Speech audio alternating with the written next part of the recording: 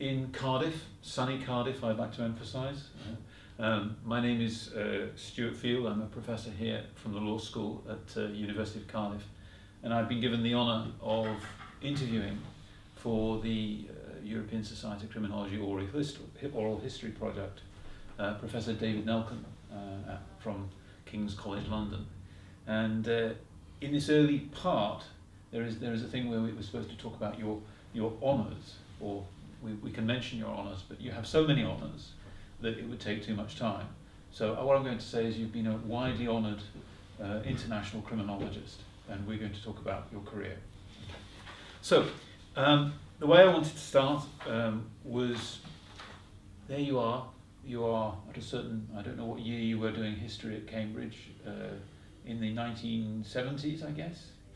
There you are, a perfectly respectable history student doing a dissertation on the American Civil War, and suddenly you turn to crime. What's the etiology behind that? How and why did you turn to crime? Thank you, Stewart, and thank you for taking on this task. I was studying history, and there's an awful lot of history to study, and when you're studying the American Civil War and you're in the University Library in Cambridge, which is a copyright library, there's almost everything written in English there. And I began to wonder what I was doing, in the sense that each generation wrote and rewrote history. So getting a bit bored with my essay, I saw a book lying on the desk on a quite different subject, a book by Tony Parker, a journalist, not a criminologist, called The Courage of His Convictions, about a professional criminal, not a very successful one, who he interviewed. And I found that absolutely fascinating. And it lit up in me a desire to change subject, to actually find a way to study what I then thought was evil, which when you listen to people who are supposed to be evil, you begin to understand it's far more complicated. That was the reason that I switched subject. You couldn't do criminology as an undergraduate in Cambridge those days. Nowadays you could do criminology in so many places. So I had to choose between social science or law. Law was quicker, so I did law, and then went to the Institute of Chronology. Okay. Where of course many of eminent criminologists have been through the Institute of Criminology. How did you experience that? How did that develop your approach to criminology when you presumably you do your PhD on landlords, I think? Yeah. No, the Institute of Criminology was very important for me. It was an interdisciplinary course in which for the first time I was meeting sociology, psychiatry, psychology, taught by David Farrington. It was really something which was stimulating because you were brought in touch with new subjects in relation to crime. Certainly I feel, and this is part of the problem of criminology as a discipline today, that if you only know the subject in question, sociology or psychology, in relation to crime, you don't know it well enough to bring new things always to studying, when you don't keep in touch with changes. But as it was for somebody coming out of a history and law background, it was really eye-opening. And in terms of your own biography, I mean, by this time you already got to Cambridge, but is there anything in your own biography that you think inclined you to think that crime was an important place to, important investment in terms of study, a thing to think about? I guess so. I mean, it's always difficult to understand oneself, even if one believes, as I do, in reflexive criminology, in whatever meaning one gives to that. But, you know, thinking with the advantage of hindsight, I think that being the son of a Holocaust survivor certainly made me sensitive to good and evil. And this particular Holocaust survivor, my father, who's still alive, his mother lived to be 100, so I'm hoping he keeps going, also was an important influence on me in terms of criminology and sociology of law, the other overlapping subject I work in, because he's somebody who likes an argument, and he kept asking me why he was a religious Jewish person, but why certain other religious Jewish people he felt were not honest enough in business. And that led me to reflect on the fact that he came from a German Jewish background, Germany, very rule-abiding, sometimes too much, as during the Holocaust. Some other Jews come from countries like the Ukraine, the Pale of Russia, where they were pushed by the Russian government, where law was used against them, where they were forced, like my relatives on my mother's side, to go to the army for 25 years to try and break their spirit. And so if you experience law in one way, you have a certain attitude to its legitimacy. If you experience law in a different way, you have a different attitude. So already there, I think, there was an important influence on me in trying to answer his question. And in the second way, I think my father was important, in the sort of conflictual relationship I had with him, as with the religion I was brought up in that it made me, for better and worse, somebody who looks on both sides of the question. My father would love to argue one side and then switch to the other side. So, to come up to date, recently I was at a conference in Maastricht and asked to comment on papers about denialism, the denying of the Holocaust, but also the denial of climate change, as certain people in high places are now doing, and so on. And you can see the dangers of denialism, you can assess that problem. But equally, as I wrote about that, I've also been writing recently about global indicators, the attempt to make these indicators of what is corruption, what is rule of law, these standards, and stop other people denying them, improve. But there are dangers in that too. Whose standards really are we spreading? So this seeing both sides makes me less apt to sign up, even when sometimes one ought to sign up, to particular causes, and more inclined to say on the one hand and on the other. No, this tells me a great deal. I was struck by how much you enjoy oral debate, as we spent many years discussing various youth justice related topics. So this has already revealed something to me. Yes. Another way of getting influences is sometimes to ask someone about a book that they might have read at an early stage, which has had a significant influence in setting the agenda for later. Do you think there is a book or an article which you can say, yes, that really has been something to which I've returned, the ideas of some those to which I've returned since? I think that I, perhaps like many people in the 70s, in social science, was very affected by this social construction approach to that society, the culture is a social construction. And what you believe to be true depends very much on the place you're located. How you avoid then ending up in relativism is a serious issue, and very relevant today in the contest between expertise claiming truth and others saying experts don't know the answer. I sometimes wonder whether we sociologists have created a problem for ourselves by trying to deconstruct truth as our expertise. But certainly that's what I was very influenced by.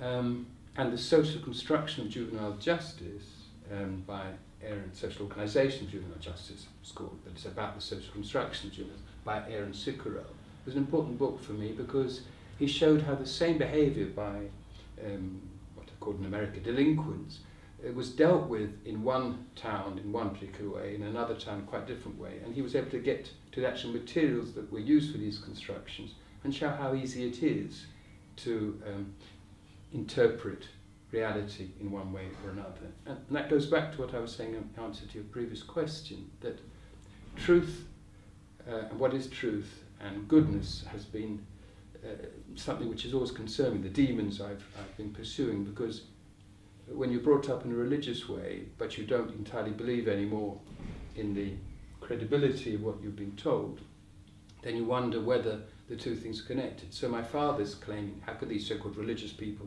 sometimes break the rules, is arguing how can truth not go together with goodness. And I've reversed that by saying that goodness doesn't always go with truth, that trying to do the right thing isn't always something which requires the truth, because if you want to change things in certain directions, your purpose can sometimes overcome your desire to see both sides of the question. So that's Sikorow, therefore, is helpful for me, because what his task was to show truth as having many sides. Right. And you used Cicero very much in your PhD thesis, and yes. then in your first book on harassment by landlords, yes. in terms of the construction of files. Yes, yes, definitely. Okay. So you're at the Institute of Criminology, and you move to Edinburgh, yeah. And meet a very rich environment, I think, for criminologists. Can you say a little bit about the Edinburgh and Yes. how that was for you? Edinburgh, 1976 to 1984 was a great time and very important for me, perhaps the most stimulating, also because that was the beginning of my career. Joined a department which wasn't the criminology department, that was another department when I joined. I was interviewed for that job and for sociology law, but they pushed me into this new field, sociology law, which at the time I didn't know and hardly existed. Perhaps I was the second lecturer in the country in it. But there was collaboration between criminology and sociology law. There was David Garland in the criminology, there was Peter Young, other good criminologists, and McClintock, Derek McClintock. But in my department there was Neil McCormick, a fantastic, good and very open-minded philosopher of law, one of the most famous, and Zenon Bankovsky and Richard Kinsey. And so this often very conflictual, very exciting department where we were trying to weave together philosophy of law, sociology of law and criminology, and then we made a centre based on trying to do that together with the criminologists. That was what was happening in Edinburgh, and it really was very exciting. So your love of debate was well fed there. Okay. So you become an established criminologist, concentrating quite a lot on organised crime at a certain point. At this point, because you then go down to is it UCL, I think. What are your main areas of research? I think that you're fast forwarding. I wasn't established really in Edinburgh. I had struggles with my PhD, so I'd hardly got my PhD by the time I left Edinburgh. Right. Because I got the job before the PhD, which is another story of sometimes the difficulty of PhD examining in Britain. It was already accepted as a book, it eventually won a prize, but as a PhD they were giving me trouble. Another story. Okay. We won't go into all that. PhD students don't think always that you're in the wrong if other people don't like your work. I moved to London, I think not particularly established. And organised crime came only when I moved to Italy. Right. But I was asked, very luckily for me, by Robert Reiner at University College to write a chapter on white-collar crime, which comes on from landlords, which is a form of white-collar crime. Mm. And I wrote a chapter which was fortunate in the important Oxford Handbook of Criminology, so perhaps that helped. But it was this comparative side of my work in the organised crime came only going to Italy, really. And of course that's quite an unusual journey to make. I don't suppose there are very many British academics who go and find posts in Italy. So how did that happen, and what was its impact upon your focus of research? You've already hinted a little bit at that, but could you develop that? Yes, thank you. I moved to Italy after 5-6 years in London at University College because I fell in love with an Italian judge who is still my wife, and had children together. Moving to Italy into an Italian university, a bit in the sticks, was quite a shock because Italian universities are not like English ones. They have strengths the English ones don't, especially they're not quite as driven by all this audit culture that we are now. Yeah. And you're left to get on with things, which is such a blessing. But the disadvantage is that they have their own way of doing things, invisible colleges which dictate what goes on, and the importance of deference to the professors who run things shapes activity to an extent which, if you come from England, seems negative, and unless the particular professor, as often happens, is a very great one and knows what they're doing, if they're powerful but not great, then they can kill the intellectual curiosity and excitement in exchange for deference to their particular plans. And that's the only way to survive if you're a foreigner, and there are not many foreigners in the Italian university system, is to do your own thing, to try not to lose touch with the wider world, which is what I did.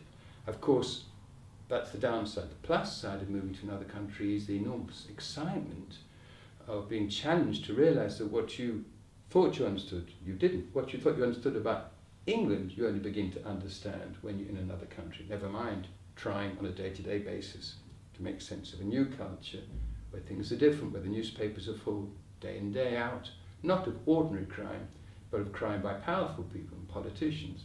And yet, this continual scandalising about the behaviour of the respectable, the powerful, doesn't seem to have the slightest effect on reducing that activity any more than the continual scandalising about conventional crime in Britain does anything about reducing crime, and probably for the same reasons, its function is not linked to that.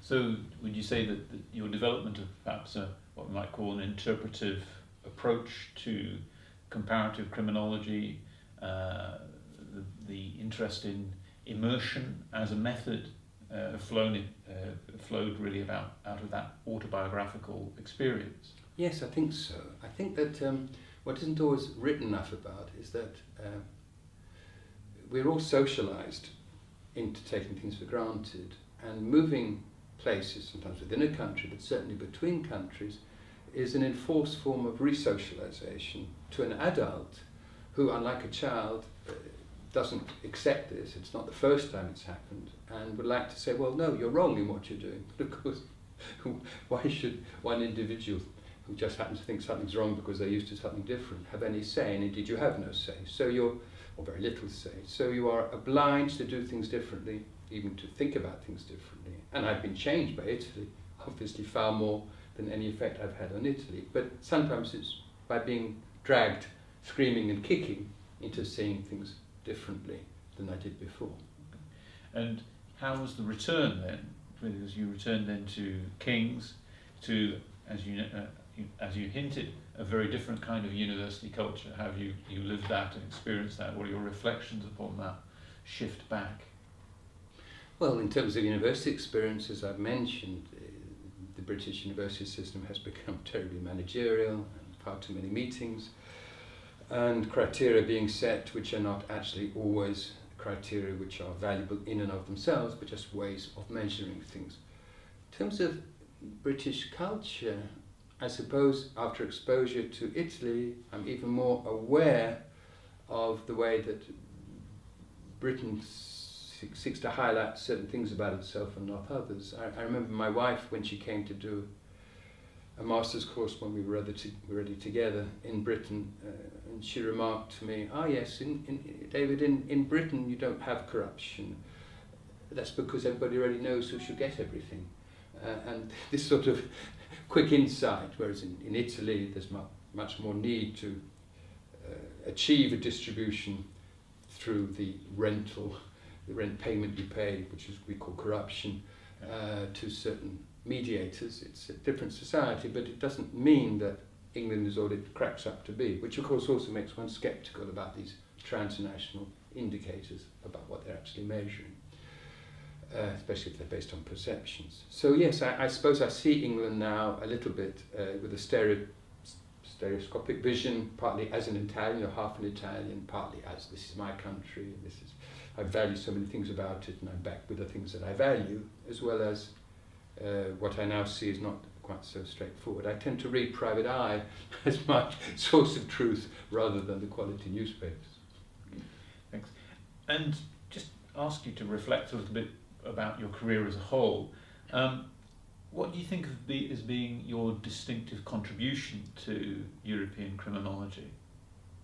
That sounds like a question that somebody else would have to answer if they could find an answer. I don't give myself the illusion of having made a major contribution. I think that because of the biographical experience of transferring country, which is by no means unique to me, but there are only relatively few of us who've done it. Vincenzo Ruggiero has done it the opposite way in Britain.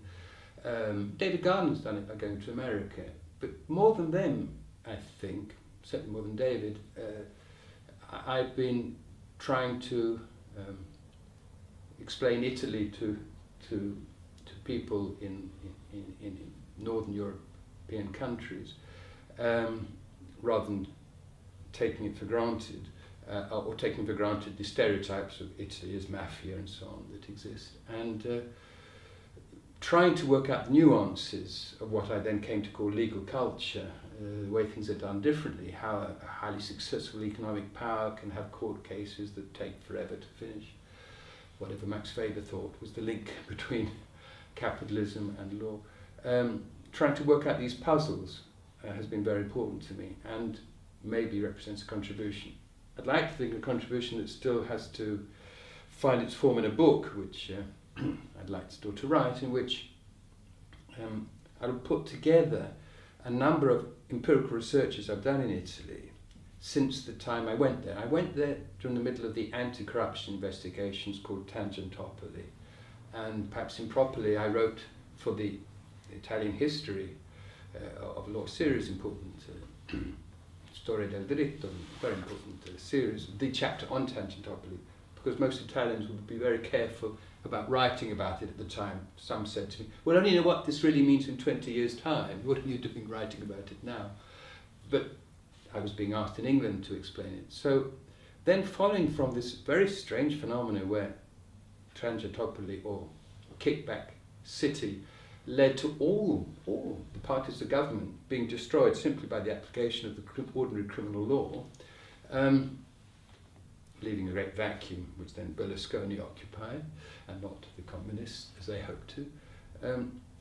I tried to do a series of empirical researches which helped to explain how it happened and why it happened and what it tells you about the different ways of putting things together in legal culture, courts, prosecutors and others. A sort of way of getting to what I think criminology still lacks, and perhaps is a contribution for somebody to make to European criminology, to show how crime and criminal justice form each other. So these particular empirical researches, with the help of research assistants, which for a period I was able to have in Italy where these were available, they were called assegnisti di ricerca. I looked at the notion of prosecution discretion, which in Italy is disallowed by law, but of course exists. I looked at the exchanges between journalists and those in the court system, which could explain the extent of trial by media, which again was crucial to explaining how Tangentopoli could succeed, because if court cases take so long, it was the newspapers that achieved the effect and not the sentences. I looked at court delay, trying to explain how court delay works, and other matters, all of which come together, I would hope, as linking crime, the form of crime, and the response to crime. And that's what I think that comparative research, which I then increasingly pursued, has to offer. I see it again, and I don't think this is always said in the literature, as the next stage in criminology after labelling theory. Maybe that says how old I am, that I'm still stuck in labelling and social construction, and things have moved on, cultural criminology, feminism, many, many important, crucial approaches. But insofar as somebody like me was formed in labelling, the labelling school and social construction, the opportunity offered by comparative research is enormous, because you're able to get beyond just how police are labelling a delinquent. You're able to see how the whole society is, if you like, labelling things in certain ways, and how crime and criminal justice are in a close relationship with each other. And would you see another of your contributions really to encourage comparative criminologists to be more reflexive about their own methodology and concepts? Certainly this has been, I think, something you've written about extensively in a variety of volumes. Yes, I do quantitative work, partly because I'm good at quantitative work, and I think that all approaches have their place. The drawback of quantitative approaches, old-fashioned positivism, is that you risk taking with you precisely the cultural assumptions about crime and criminal justice, and then look at how the variables pan out, rather than learning that what you take for granted as crime, criminal justice, the functions of criminal justice, is itself highly variable.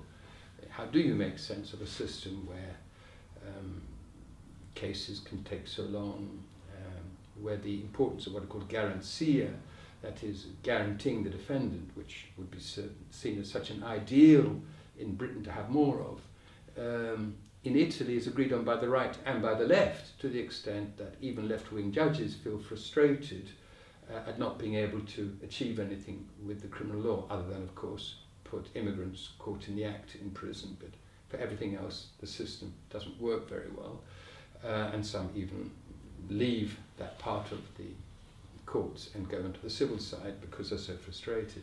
So it turns, on its head many of your perceptions, and if you don't have that insider understanding and don't talk to people about the debates they're having, and recognise the left tape tells you one thing, the right tells you another thing, then the sort of on the paper manipulation, who has more people in prison, who less, how should we explain it in terms of inclusiveness or not, seems very thin, a very thin form of description, a very thin form of comparison.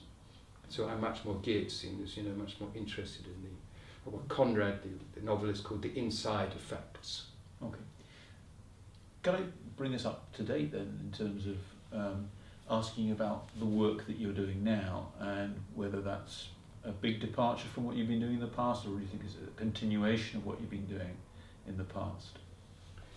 Well, what I'm doing now, as you well know, Stewart, is working together with you to try and finish a book comparing juvenile justice in Italy and in Wales. Wales is an example of the system in England and Wales to some extent. Because we hope to explore in that book many of the questions I've just been mentioning about comparability, commensurability, difference. There's so much in common in juvenile justice systems across the world, not least because they influence each other, visit each other, were originally based on the same things, have to meet the same standards, the Shanghai, whatever, rules about what should happen to children not going to prison.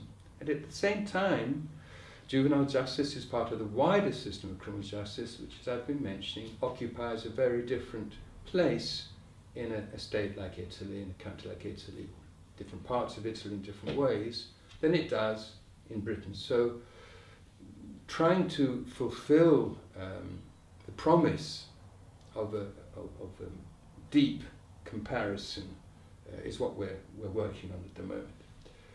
Aside of that, and partly because I work in the area where sociology of law and transnational law, that's the name of my job in King's, overlap with criminology, I've been working very much recently on these indicators that we all know from the university world, the so-called REF assessments in Great Britain, but which anybody in any country knows about in terms of standards of rule of law, Transparency International, giving us rankings of corruption, better business and happiness. I've just come from Oslo this week when I was examining a PhD. Oslo, Norway, is meant to be the happiest country in the world. You ask people, is it really happy? The interest there for a criminologist is that these rankings, which seem to be information only, are actually forms of naming and shaming in the absence of transnational law as such, for the lack of parliaments and courts, outside of international criminal law. There is sort of like, for the physicists looking for quarks, there are many other forms of normativity. I'm interested in global indicators, I'm interested in algorithmic regulation, so that's what I'm exploring there.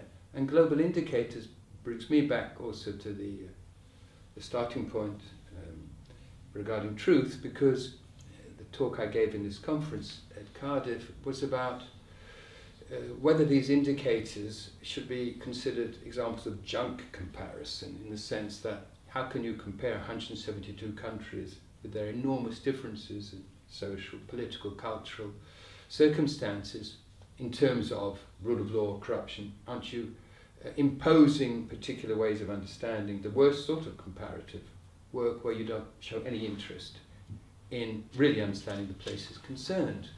And yet, arguably, this could be justified once you begin to explore the question of what is comparison for, and do what I call second-order comparison. That is, not just the academic trying to do a good comparison, but the academic trying to understand the role of comparison in the world, that other people are doing comparisons, in this case, the non-governmental organisations, the intergovernmental organisations, who are trying to reduce corruption, and the way they think to do it is to impose a standard of corruption to places which are very different, not using those differences to get in the way of comparison, but trying to use comparison to overcome the differences. So comparison becomes a weapon, an instrumentality. And to study comparison in that light is, I think, a relatively new venture for comparatives. Maybe a last question. We're doing this interview in the course of the European Society of Criminology conference. What do you see as being the influence or the role of the European Society of Criminology on the development of criminology in Europe? Well, I was present at its outset. I collaborated with Professor Nestor Savona for many years in the English language doctorate he organised in Italy, and he was one of the moving forces of European Society of Criminology, the European Society of Criminology. It's extremely important to bring Europeans together, partly because of the European project, and in general because it breaks up the American hegemony of the subject, which was very, very negative, because the lack of reflexivity in American criminology for many people meant that the background social conditions, political conditions of America were inbuilt into their search for the causes and solutions to crime, and this made it impossible for those places which were very, very different. So the European Society of Criminology, insofar as Europe has things in common or is forced to look at the differences even within Europe, is a very important source of distancing from America, as is the Asian Society of Criminology, doing the same thing in different parts of the world. Of course, criminology would like to claim to be somewhat scientific and therefore true in all times and places. I'm not sure about that. A more serious problem for the European Society of Criminology, which I'm not the only one to notice, is that criminology is such a valuable subject. Governments want it, students want to study it, that it gets away sometimes with a lower level of theoretical sophistication than it deserves to. Its defining object, crime, is not one that the discipline can control, because what is crime is defined by legislators, by lawyers. It would be as if you're studying cancer, and the meaning of cancer would depend on changing legislative definitions. So the attempt to break that by saying deviance should be the definition, or now social harm, or censors, all these efforts to break the hold of crime as what we all have in common seem to me to be crucial, but they're not able to hold together criminology. It tends to be dragged back to the taken for granted that there are statistics of crime, that governments are concerned about reducing crime, that people are worried about crime, even though this topic, this term, is not one that easily lends itself to the building of even the most soft sort of discipline. So what Jock Young called administrative criminology, the helping of the state to carry out its tasks, or even opposing the state, but taking for granted that that is what we should be talking about, what the state is doing or not doing, creates a certain difficulty in asking larger questions and answering larger questions. And I think the European Society of Criminology, the British Society of Criminology, criminologists, all of us, have some difficulty in avoiding that. Apart from anything else, that's where the money is. Okay. So perhaps also a question about the future. What do you see either as likely to be the key ideas which are developing, which are going to influence criminology, or perhaps, if you prefer, what do you think the key ideas that you would like to increasingly influence criminology, or the questions you think we should be asking? Yeah, that's a question I said you should skip, Stewart. Yeah. And putting me on the spot. I can't predict the future, and I'm not sure where criminology can and should go. I think that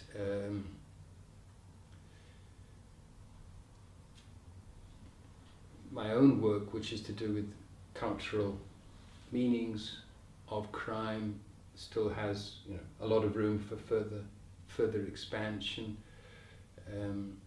I suppose victimology, there's more that could be done about understanding the status of the victim culturally in different places. I'm very struck by the way that in Italy the victim has none of the status that he or she does in other places, in the sense that crime is something against the state, and the Catholic culture, the victim's role is to forgive. You sometimes would see on television somebody whose relative had been hurt in a crime, and the journalist would say to the relative, "Are you willing to forgive?"